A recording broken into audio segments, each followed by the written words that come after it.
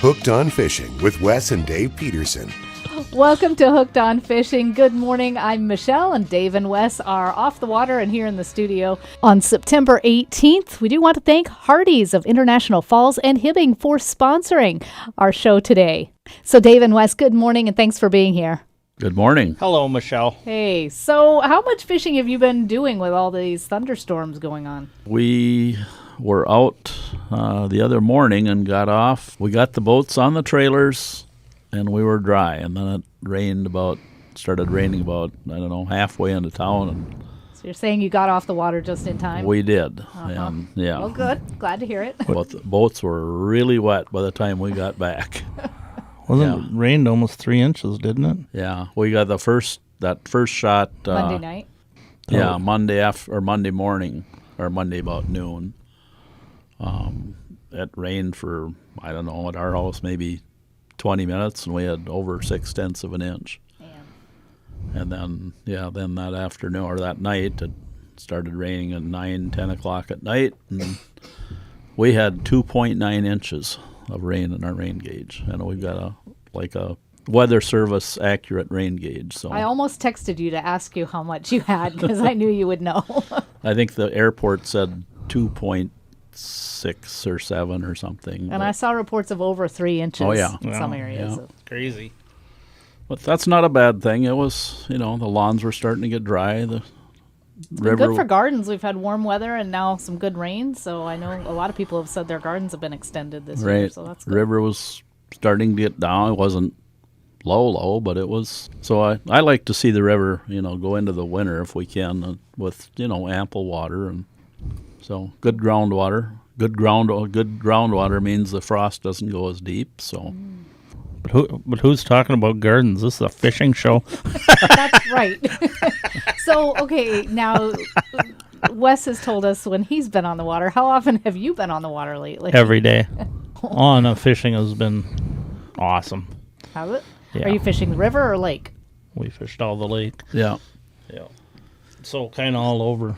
Normally this time of year for walleyes, we can do good on crappies on the river, but normally this time of year for walleyes, I'm only on the river. But that really hasn't gotten good yet. In fact, the last week or more, it's kind of reverted back to summer patterns. What we were doing in July and August. But the water temp yesterday was 71 degrees. So it warmed back up about 7-8 degrees in a week. I seen it 62 one day back when we were fishing kind of a fall pattern, and now it's back to a summer pattern. So Wow.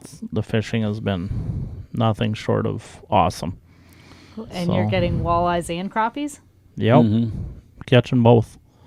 Yep. And some bullheads occasionally, and some northerns, and some big perch. Okay. Saugers. Unfortunately, I've caught more bullheads this year in Rainy Lake than I have the Walleyes? previous 18 years combined.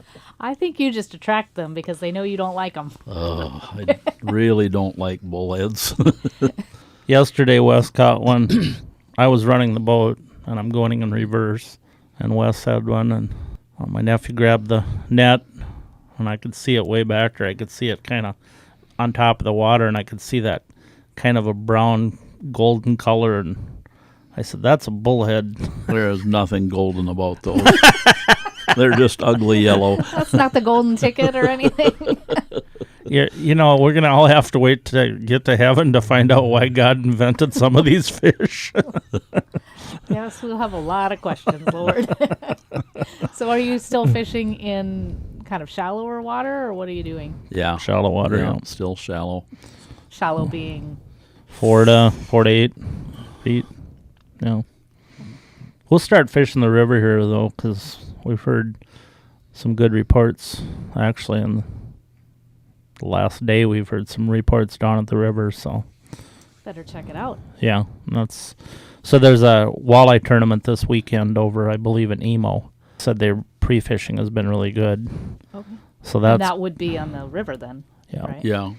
which is on the Canadian side of, but anyway, I fished that tournament a couple times, and it's a lot of fun. It's a good tournament, and it's I'm guessing that the minnows are probably starting to move up a little bit from Lake of the Woods, and when that happens, fishing can get dynamite out there. So Wes and I usually like fish more towards the mill, in the falls, or maybe downstream a ways.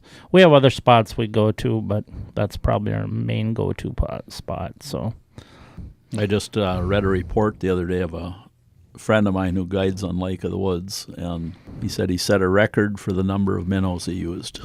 He used 10 bags of minnows, and there's 50 in a bag. He used 500 minnows in a day in 8 hours, or probably less than 8 hours. that's He was crazy. catching that many fish? Yeah. There's Wow. three guys. Yeah, that's a lot of That's fish. a lot of minnows. Now, we've talked in the past that you guys usually use plastics and not live bait. So, If they're biting that good, I would definitely try plastics because, if they're aggressive, I found that I catch more fish and bigger fish on plastics if they're aggressive. But I haven't done great at catching fish on catching walleyes on plastics in deep water yet. So, and I'm sure he was fishing probably 23, 24 to 28 feet. So is that on the river? on the lake. Oh, on the lake. Yeah, and he wasn't near. He doesn't fish near the gap either. So I know fishing has been good by the gap too, where the Rainy River comes into Lake of the Woods. Oh, okay. So the fish are staging there to come up the river. So Michelle, we got to talk about a new recipe here. You've got a new recipe, a new fish recipe? Yep. Okay. So many years ago, I was with a bunch of guys up on the Winnipeg River, about 40 miles east of Lake Winnipeg. And the guide, the owner of the resort, took us fishing, and then he did a fish fry for us. And when he did the fish fry, he used Frank's. So usually when I do fish, if I'm frying them, I don't batter them at all. Like in a buttermilk or milk or egg or whatever kind of, I don't dip them first and then put them in breading. I usually put them directly into breading. But I tried this the other day, how he did it. And what he does is takes a bowl and pours Frank's Red Hot in there. Now, most people in town will know exactly what Frank's Red Hot is. So you dip the fish in there, and then you put it, whatever breading you're using, then re-dip it into the Frank's Red Hot. You don't have to do it twice, but I was doing it twice. The first time I did a bunch of them just one time, and Wes said that he couldn't even detect the Frank's Red Hot. But what it does is once you put it in the fryer, and you want that fryer to be warm, 375 degrees. So when you do throw the fish in it, if it drops down to 350, a lot of people start at 350, but then they drop the fish in, and then it starts dropping into 300s, and that's too cool.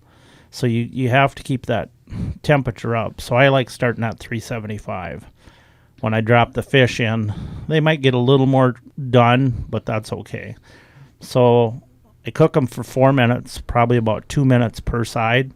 You don't have to flip them because the grease will go over the top. I just get more of an even.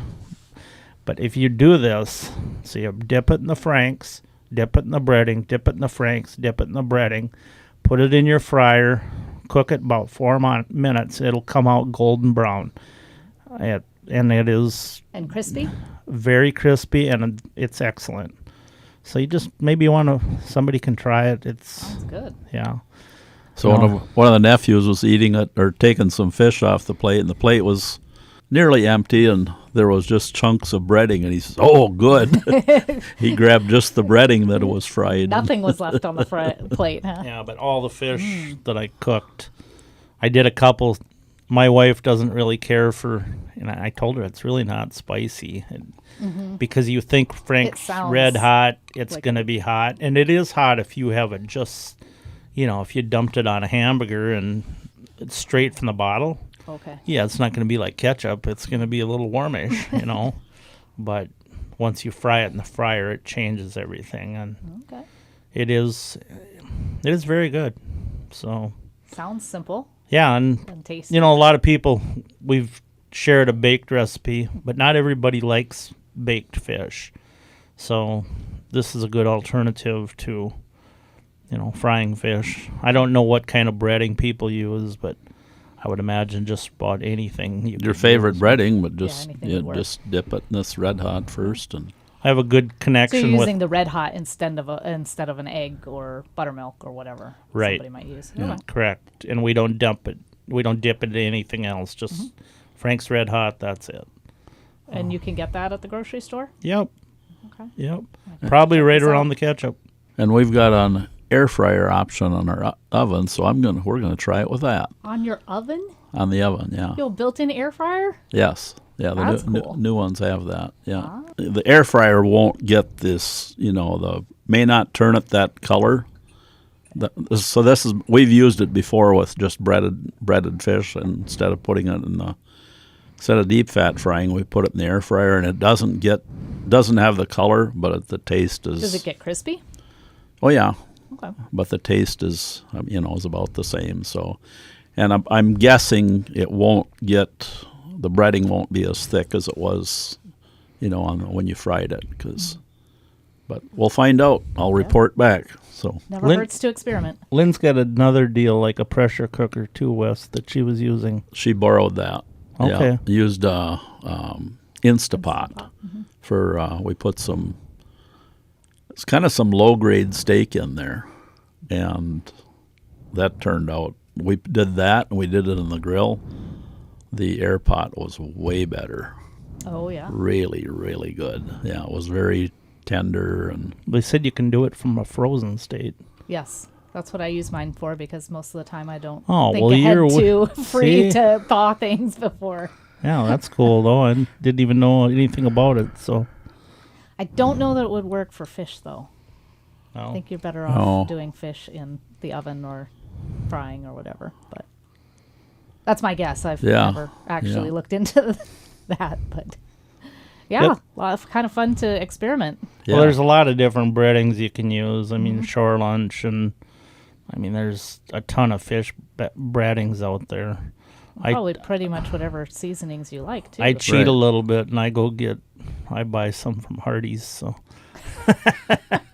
You've kind of got that inside source. but I really like that breading, and it works really well in there. So anyway, Well, now that we're all sufficiently hungry and it's only breakfast time when we're airing this. yeah, Well, you can have getting fish for close. breakfast, right? We used Yeah. to as kids all the time.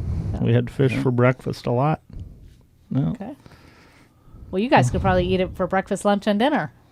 And it's biblical too. Jesus had fish for breakfast. Yeah, This is true. but we quite haven't figured out how we can turn a couple loaves of bread and a few fish into the feeding of the 5,000 yet. But we're working on that. That's why you're out on the water every day. No, we keep legal, trust me. Well, Anyway, anything else to throw out there today? I don't have anything. No, You gonna no. go check out the river this week? Yeah, I think we should do maybe that. next Probably should, so next week you can next tell week us. for sure. All right. Well, happy fishing. Okay, All right, thank you. Thanks, Michelle. Thank you. Hooked on Fishing can be heard on the radio every week on The Bridge, on Psalm FM, and on KCC TV in International Falls. You can also stream the show from our website, psalmfm.org/interviews.